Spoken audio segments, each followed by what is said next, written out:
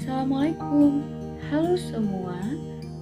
Pada kesempatan kali ini, kita akan membahas tentang surat lamaran pekerjaan.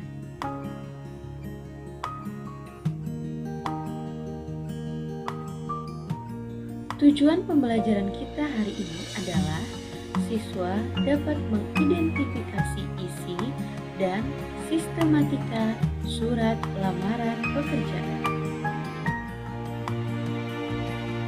Pernahkah kamu melihat info tentang lowongan pekerjaan? Lazimnya, info lowongan pekerjaan ini dapat kamu temui di media massa seperti koran, pamflet, atau brosur. Dan ada pula di media elektronik seperti sosial media, misalnya Facebook atau website. Bedanya hanya terdapat pada tampilan saja. Biasanya, media elektronik terlihat lebih menarik dari segi desain dan penggunaan kata. Namun, keduanya memiliki tujuan yang sama, yaitu memberikan info lowongan pekerjaan. Mengidentifikasi isi surat lamaran pekerjaan. Surat adalah alat komunikasi yang disampaikan secara tertulis untuk menyampaikan informasi. Lamaran adalah pinangan atau permintaan. Pekerjaan adalah sesuatu yang dilakukan untuk mendapatkan pendapatan atau penghasilan. Jadi, surat lamaran pekerjaan adalah surat resmi yang dikirimkan oleh seorang yang ingin melamar sebuah jabatan atau pekerjaan pada sebuah instansi atau perusahaan. Secara umum, isi surat lamaran pekerjaan diawali dengan tesis atau pernyataan umum.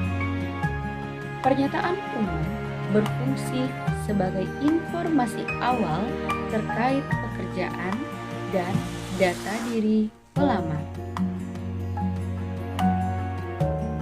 Untuk membuktikan tesis, penulis dapat menambahkan argumentasi yang dapat menjadi bukti penguat agar pelamar yakin dengan permohonannya. Sistematika surat lamaran pekerjaan. Bagian pembuka.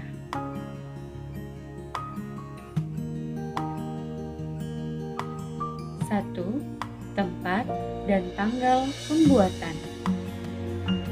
Tempat dan tanggal pembuatan diletakkan pada pojok kanan atas tanpa tanda titik.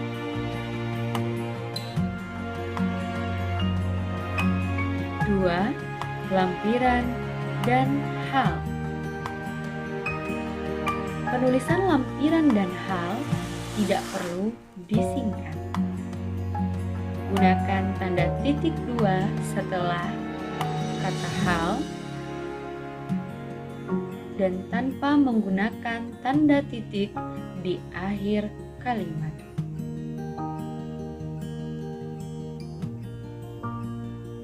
3.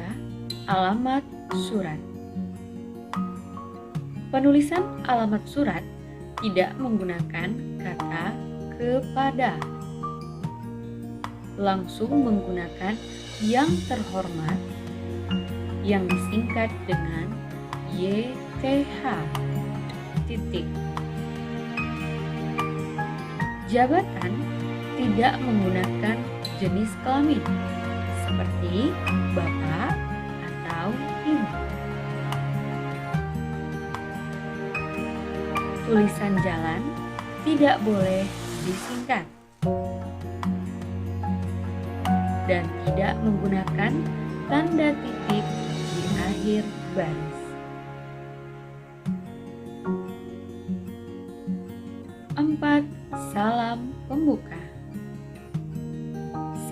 pembuka yang lazim digunakan adalah dengan hormat yang diikuti tanda koma.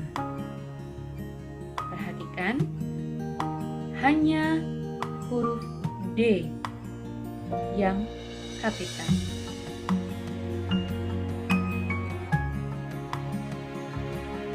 Lima, alinea pembuka.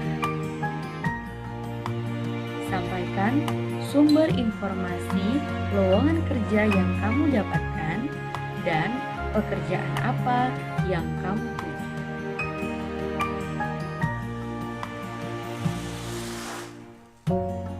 Sistematika berikutnya adalah bagian isi.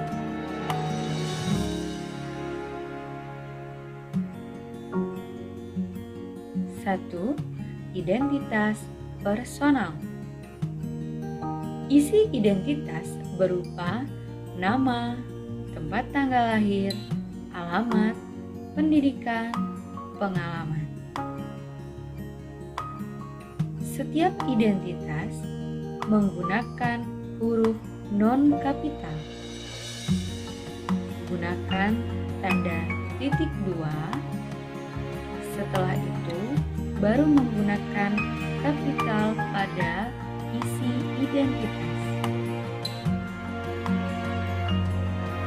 Setiap rincian identitas gunakan tanda titik koma.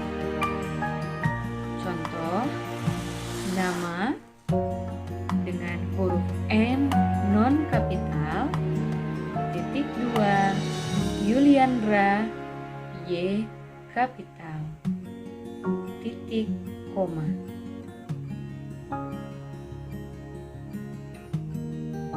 Dua, tujuan. Dalam tujuan, sampaikan keterangan tentang alasan si pelamar terhadap jabatan yang dituju. 3.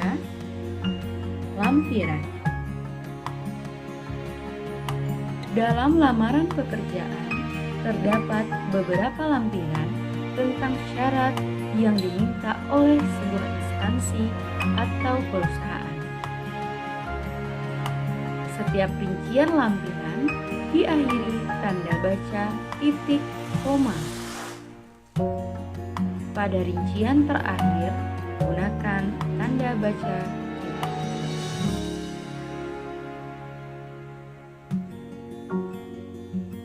Berikutnya, bagian penutup. 1. Penutup. Tunjukkan antusiasmemu terhadap instansi yang dituju. 2. Salam penutup. Salam penutup yang lazim digunakan adalah kalimat hormat saya. Gunakan huruf kapital hanya pada huruf H. Dan setelah kata saya, gunakan tanda baca koma.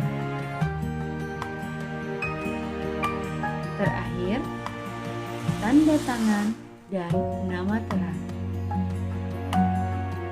Biasanya terletak pada pojok kanan bawah. Tuliskan nama lengkap dengan kapital setiap awal kata.